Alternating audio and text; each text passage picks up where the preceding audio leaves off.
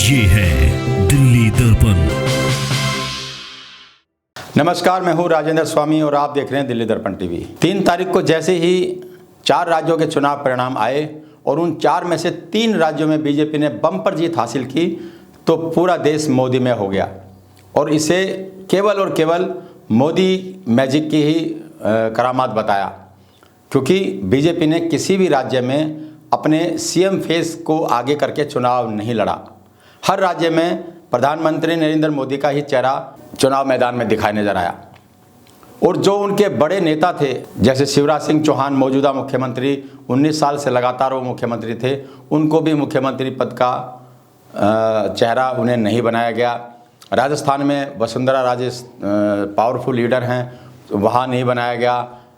छत्तीसगढ़ में रमन सिंह या कोई और किसी भी राज्य में मुख्यमंत्री का चेहरा बीजेपी ने सामने नहीं रखा और जैसे ही चुनाव परिणाम आया तो बीजेपी ही नहीं पूरे देश में मोदी मोदी मोदी मोदी मैजिक के नारे लगने शुरू हो गए और संसद तक में ज़बरदस्त माहौल हुआ। लेकिन इन सब के बीच राजनीतिक हलकों में कयास यह भी लगाए जा रहे थे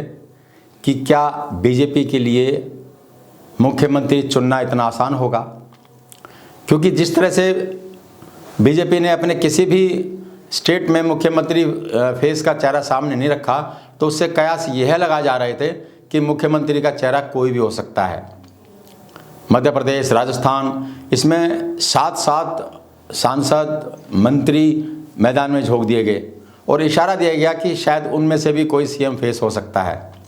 और लेकिन जैसे ही चुनाव परिणाम आए और इतनी ज़बरदस्त और बम्पर जीत हासिल बीजेपी ने की तो यह कयास भी लगाए जाने लगे कि अब यहाँ पर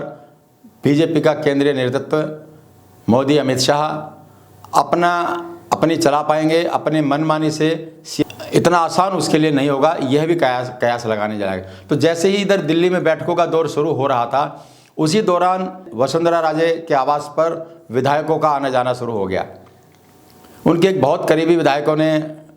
ये बताया गया 50 से 60 और किसी ने विधायक ने तो कहा 70 तक विधायक जो है वो वसुंधरा राजे के संपर्क में हैं। इन अटकलों ने जो बैठकें दिल्ली में चल रही थी, मुझे लगता है कि प्रधानमंत्री नरेंद्र मोदी और केंद्रीय नेतृत्व को दबाव में ला दिया है, क्योंकि उनके सामने चुनाव 2024 का है।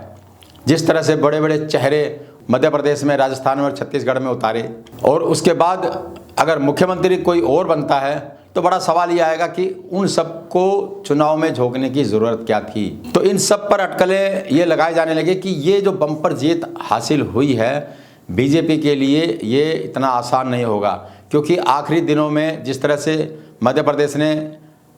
प्रदेश में शिवराज सिंह चौहान ने ताबड़तोड़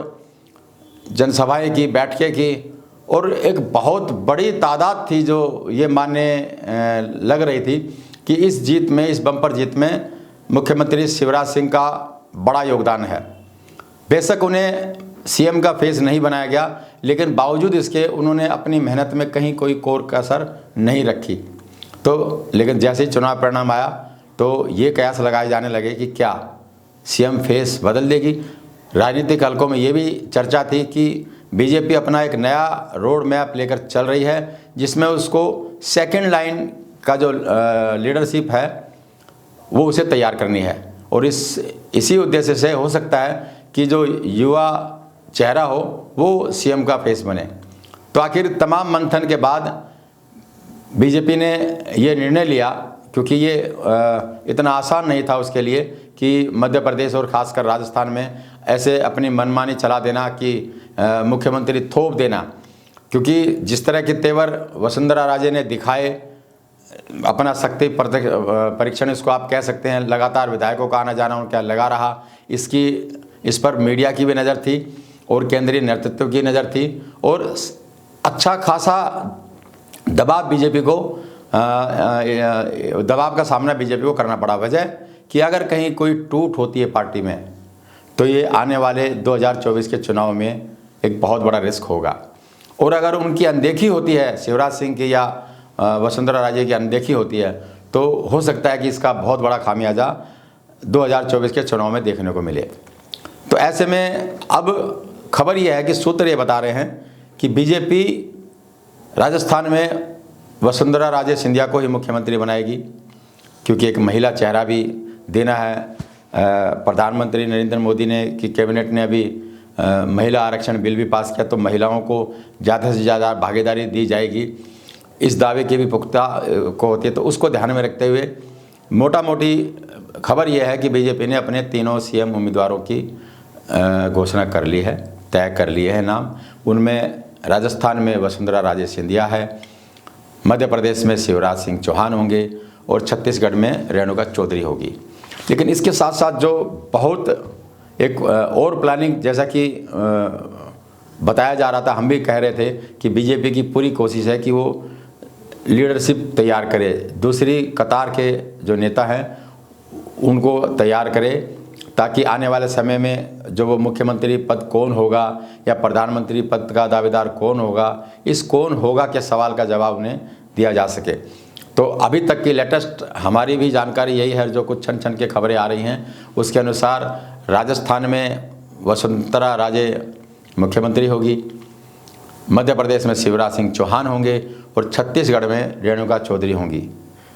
और इसके साथ साथ तीनों राज्यों में मुख्यमंत्री होंगे, ताकि तब तक जैसे ही लोकसभा चुनाव हो और इन सीनियर नेताओं को बड़ी जिम्मेदारी दी जाए या किसी को राज्यपाल बना के भेजा जाए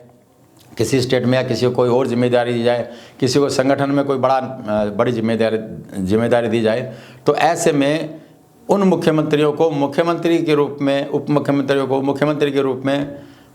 शपथ लेने के लिए, काम करने के लिए तैयार किया जा सके। तो अब तक का अपडेट यही है और इसमें बीजेपी ने फिर समझदारी से काम लिया। जैसा कि हालांकि प्रधानमंत्री नरेंद्र मोदी इस बात के लिए जाने जाते हैं कि वो किसी दबाव में नहीं आते, लेकिन आने वाले 2024 के चुनाव का जो दबाव है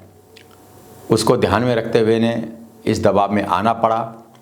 और इसके बाद हो सकता है साल भर बाद फिर कोई बीजेपी नया प्लान लेके आए और जो उप मुख्यमंत्री हैं उनको मुख्यमंत्री बनाया जा सके। लेकिन इसके साथ साथ बीजेपी यह भी तय करेगी कि इसमें सभी जातियों को ध्यान में रखा जाए, जातीय समीकरण का ध्यान में रखा जाए, हर वर्ग का ध्यान में रखा जाए, महिला का, ओबीसी का। तो मुख्यमंत्री चुनने के दौरान भी बीजेपी हर पहलू से मामले को ठोक परख के देख रही है। और उसके बाद जो, जैसा कि मैंने बताया, मुख्यमंत्री के नाम तय हो चुके हैं, हो सकता है कि देर शाम तक इनकी घोषणा भी हो जाए। नमस्कार। लेटेस्ट खबरों के लिए सब्सक्राइब करें हमारा YouTube चैनल या फिर लॉग ऑन करें www.delhidarpantv.com। खबरों की कवरेज और विज्ञापनों के लिए संपर्क करें।